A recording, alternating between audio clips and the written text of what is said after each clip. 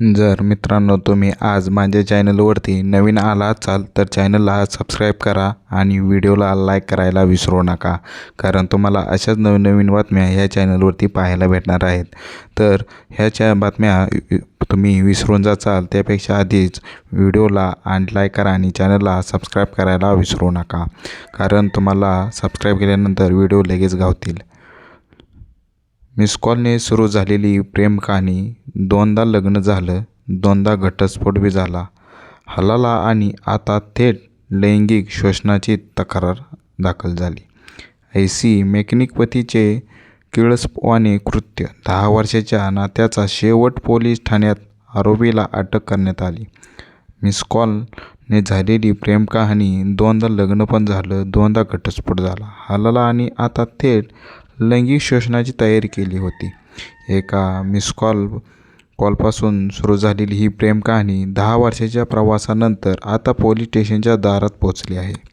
उत्तर प्रदेशातील अलीगढ येथे एका घटस्फोटित महिलेने तिचा माजी पती अझहर नवाज यांच्यावर अत्याचार आणि वारंवार छळाचा आरोप केला आहे. पोलिसांनी तक्रारीवरून तत्काळ कारवाई करत असलेल्या अझहरला अटक केली आहे. 2026मध्ये अमरोहा येथील सैद नागली भागातील एका महिलेचा आणि दिल्लीतील अझहर नवाज यांचा संपर्क एका मिस कॉलमुळे झाला. यातून प्रेम संबंध जुळले होते आणि कुटुंबियांच्या संमतीने दोघांचे लग्न पण झाले. लग्नाच्या काही वर्षांनंतरच दोघांमध्ये मतभेद होऊ लागले. अझहरने तिच्या पत्नीला तिहेरी तलाक दिला. मात्र पुन्हा दोघांना एकत्र व्हावे वाटले.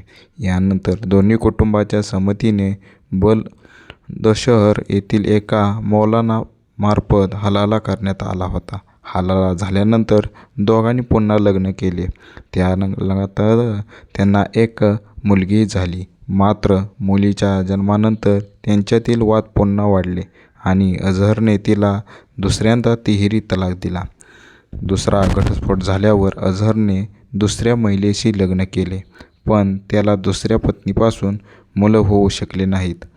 यानंतर त्याने पुन्हा पीडित महिला पत्नीकडे धाव घेतली. पीडितेचा आरोप आहे की दुसऱ्या पत्नीपासून मुले होत नसल्याचे कारण देत अझहरने तिला तिसऱ्यांदा हलाला करण्यास प्रवृत्त केले. याच काळात त्याने तिच्यावर अत्याचार देखील केला. वारंवार होणाऱ्या छळाला कंटाळून अखेर पीडितेने अझहरविरुद्ध पोलीस ठाण्यात अत्याचाराची तक्रार दाखल केली होती. सैद नागली पोलीस स्टेशनचे प्रभारी विकास सेहरावत यांनी घटनेची माहिती दिली. पीडितेच्या तक्रारीवरून FIR दाखल करण्यात आला असून आरोपी अझहर नवाजला अटक करण्यात आली आहे. या प्रकरणात नाव असलेल्या आणखी 4 आरोपींपैकी तिघांचा शोध सुरू असून पोलीस पुढील चौकशी करत आहेत. जर मित्रांनो तुम्हाला हा व्हिडिओ आवडला असेल तर व्हिडिओला लाईक करा आणि चॅनलला सबस्क्राईब करायला विसरू नका, कारण अशाच नवीन नवीन बातम्या तुम्हाला ह्या चॅनलवरती पाहायला भेटणार आहेत. तर चॅनलला सबस्क्राईब करायला विसरू नका. थँक्यू.